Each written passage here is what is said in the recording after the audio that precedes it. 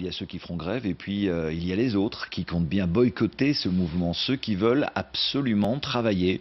C'est le cas d'un jeune entrepreneur de Wavre qui a créé un groupe sur le réseau social Facebook pour défendre son droit au travail le 15 décembre prochain, jour de grève nationale. Il a déjà reçu le soutien de plus de 13 000 personnes. Benjamin Braun avec Mickaël Dans.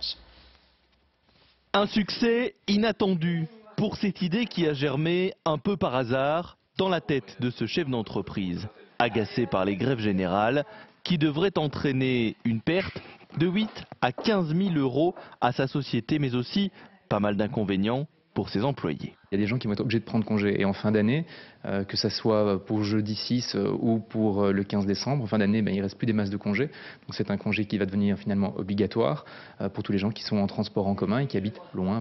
Marie-Aline fait partie des premiers adhérents à la page créée sur Facebook il y a moins d'une semaine. Cette comptable, indépendante, risque elle aussi d'être condamnée, bien malgré elle, à la grève forcée. J'ai 3 enfants, donc 2 grands et un petit. Je suis indépendante, je travaille en partie de la maison. Je ne vais pas pouvoir travailler ce jour-là parce que j'ai 3 enfants, donc je vais devoir m'en occuper et je vais être coincée. Ces témoignages pacifiques semblent légitimes et pourtant les opposants à ce mouvement citoyen sont aussi très nombreux. Et voilà, encore une menace.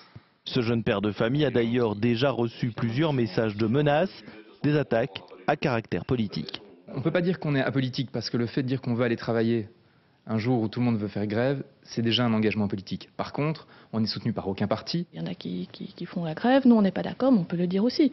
Eux le disent qu'ils ne sont pas d'accord avec ce gouvernement. Voilà, chacun dit ce qu'il pense, mais pas de là à menacer les gens. Car si la grève est un droit, ses parents revendiquent aussi aujourd'hui la liberté de penser autrement.